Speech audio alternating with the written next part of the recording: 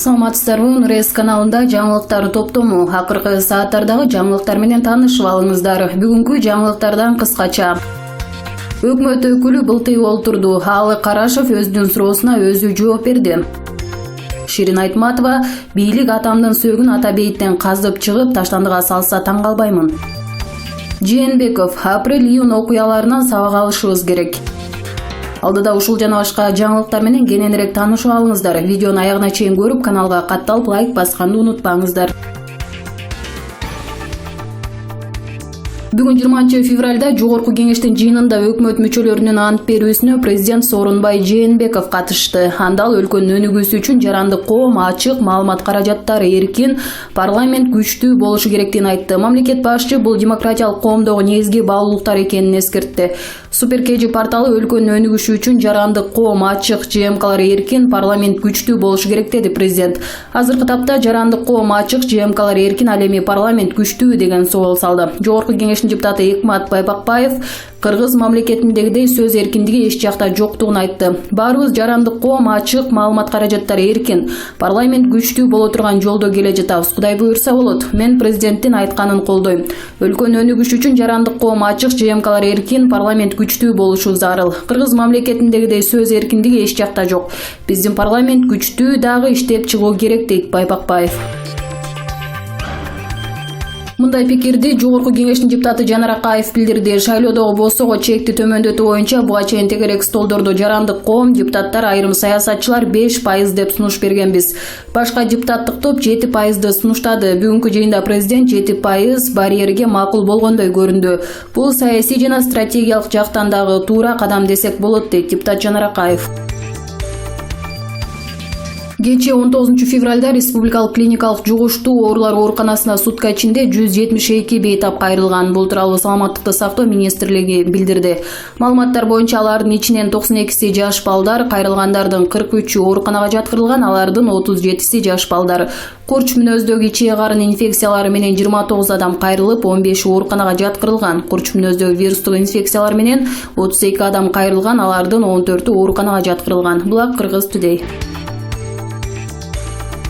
Экс-президент Алмазбек Атамбаевдин ден соолугунун абалы тууралуу анын уулу Кадыр айтып чыкты. Ал Фейсбукта баракчасына күн мурун төмөндөгүдөй пост калтырган. Атамдын кан басымы өтө эле төмөн. Дарыгерлердин айтымында бул каалаган убакта инсультка же инфарктка алып келиши мүмкүн экен. Анын акыркы абалынын мониторингин жашырып жатышат. Адвокат Замир Жошевдин айтымында анын кан басымы 76га 60 болгон. Атам өлкөгө жана элге кызмат кылууда эч качан ден соолугун аяган эмес, досторунан эч нерсени аяган эмес. Башка президенттеринен айырмаланып, өзүнө кам көрүүнүн ордуна алар дайым тынымсыз иштеп келген. Атама болгон жалган маалыматтардын чабуулунун курмандыгы боло элек адамдарга атамдын саламаттыгы үчүн дуа кылууңуздарды суранам. Рахмат. Атам бизге бөтөн өлкөдө бай болуп узак жашагандан көрө мекенинде элдин арасында өлгөнүм артык деп айткан деп жазган Кадыр Атамбаев. Чыңгыз Айтматовдун үй музейи мамлекеттик каражаттан ажырады. Бул тууралуу Бишкек шаарынын мэринин кеңешчиси Гүл Алмамбетова өзүнүн Twitter баракчасына жазып чыккан. Бул тууралуу өз пикирин белгилүү жазуучу Чыңгыз Айтматовдун кызы Ширин Айтматова эгер бийлик Айтматовдун сөөгүн ата бейиттен кайра казып чыгып таштандыга ыргытып салса деле таң калбаймын деп жазган. Белгилүү жазуучу Чыңгыз Айтматовдун кызы Ширин Айтматова эгер бийлик Айтматовдун сөөгүн ата бейиттен кайра казып чыгып таштандыга ыргытып салса деле таң калбаймын деп социалдык тармакка жазган. Белгилей кетсек, расмий булактар Чыңгыз Айтматовдун үй музейин мамлекеттик колдоодон ажыраткан жөнүндө комментарий берилик. Эске салсак, жаңы түзүлгөн Үмүт 2020 кыймылынын негизги максаты азыркы парламентте депутаттардын былык иштерин ачып, элди 2020 жылдагы шайлоодо таза депутаттарды тандоого чакыруу. Бул кыймылдын түзүүчүсү парламенттин мурдагы депутаты Ширин Айтматова. Айтматова буга чейин айрым саясатчылар депутаттар жөнүндө иликтөөсүн жарыялаган. Бүгүн 20 февралда парламенттин жыйынында 2020 жылдын 18 февралында корутундусуна ылайык 3-чү окууда каралууда. Депутат Алы Карашев улуу ата мекендик согуштун ардагерлери канча калганы жана аларга берилген жеңилдиктер тууралуу суроо узаткан. Бул суроого өкмөт мүчөсү жооп бере албай эки жагын карап элеңдеп туруп калды. Сир айтпасаңар мен айтып коеюн, бул мыйзам 1996 жылы кабыл алынганда ардагерлерге 41 жеңилдик бар болчу. Аны кыскартып олтуруп 22си гана калыптыр. Калганда дагы телефон менен бекер пайдаланса же болбосо спорттук комплекстерге бекер барып келсе болот.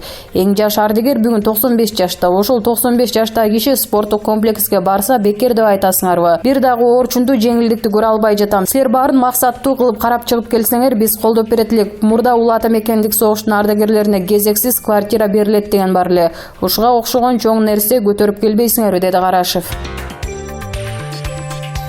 17 жаштагы Анара жана 18 жаштагы Нуртилек баш кошууну каалашкан, бирок аларга үйлөнүүгө тыюу салып койгондуктан качып кетишкен. Бул тууралуу Ош шаардык ички иштер башкармалыгынан Кактус медиага билдирди. Белгилүү болгондой, эки өспүрүмдү милиция бир айдан бери издеп жатат. Маалыматка ылайык, Нуртилек жана Анара кыз-жигит болуп сүйлөшүп жүрүшкөн.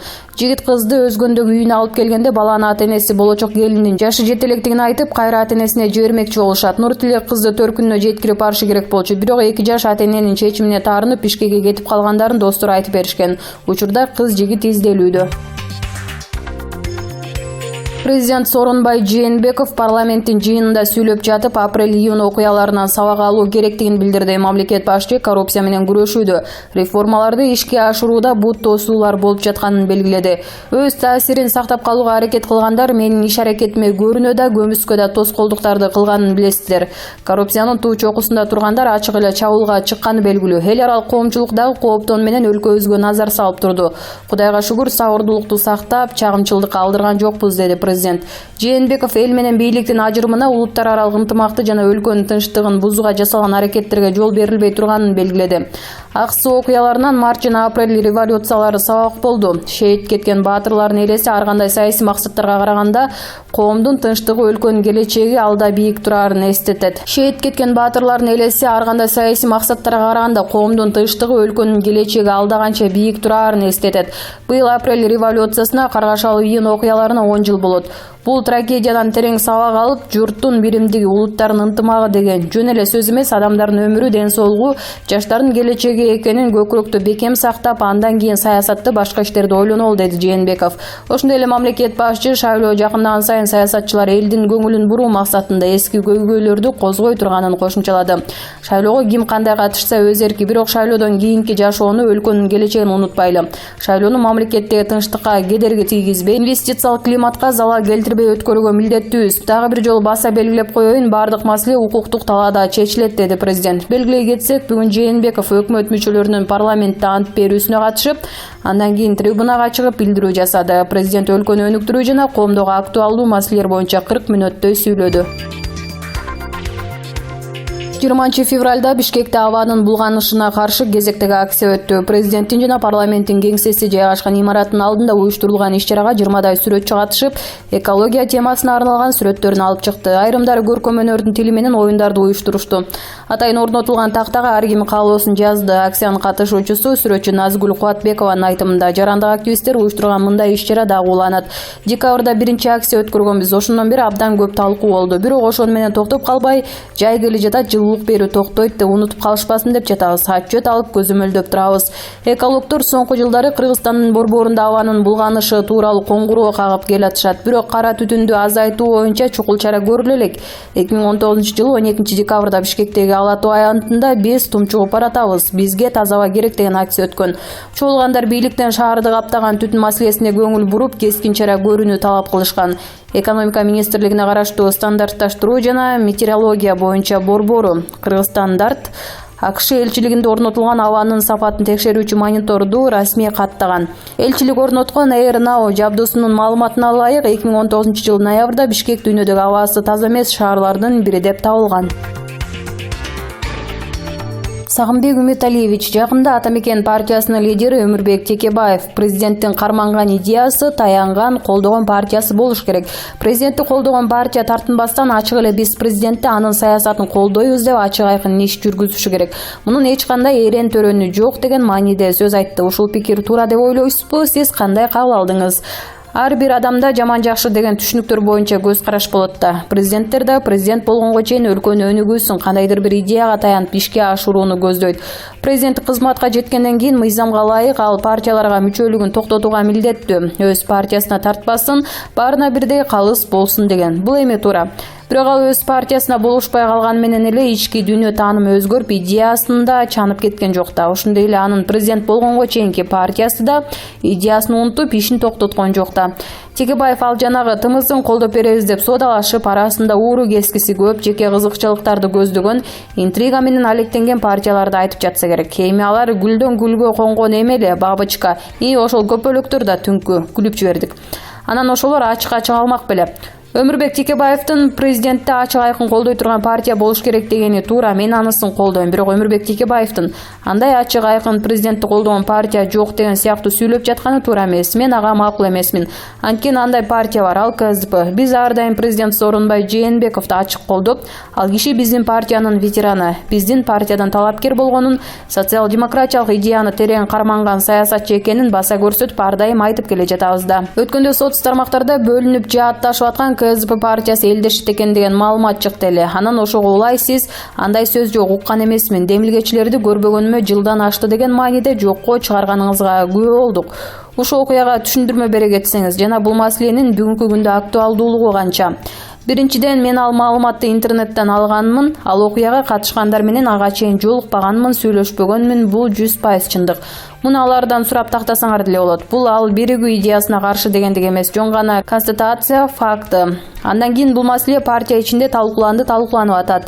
Ал да факты. Экинчиден, биздин партиянын 1993 жылдан берки ветеран мүчөлөрүнүн бири, биздин сыйлаган агаларыбыздын бири Туйгунал Абдрайымовдун элге күлкү душманга таба болбой, бөлүнүп чабышмайыңарды токтотпойсуңар деген маанидеги элдештирүүгө багытталган аракети. Чын айтсам, тиги тараптагыларга да, биз тараптагыларга да көбүнө жагып атканы чын. Албетте эки тарапта тең өтө крайний позицияда тургандар, непримиримыйлар бар. Бирок андайлар биринекин. Эми өзүңөр билесиңер, КСДП кече эле жарала калган чөнтөк партия эмес. 25 жылдан ашык тарыхы бар, ысык суукту башынан өткөрүп, өлкөгө 3 президент берген партия. Ар бир чөлкөмдө ячейкалары, карапайым мүчөлөрү, колдоочулары бар партия. Анан ошондой тарыхы бар партия Алмазбек Атамбаевдин айынан же менин айыман талаада калып унутулуп калышы керекпи? Албетте партиялаштар баарыбыздын жүрөгүбүз ооруп турат. Анын алдыда келе жаткан парламенттик шайлоо бул чоң сыноо. Чокушуп атып, катыша албай партияга чоң кедерги келтирип алсак, кечирилгес ката болот да. Биз ошону ойлоп жатканыбыз чын. Мен ишенем, биздин партиялаштар КСДПны тарых саркындысына кетирбей сактап калуунун жолун да табабыз. Маектешкен Чынайым Кутманалиева, Булак Майдан.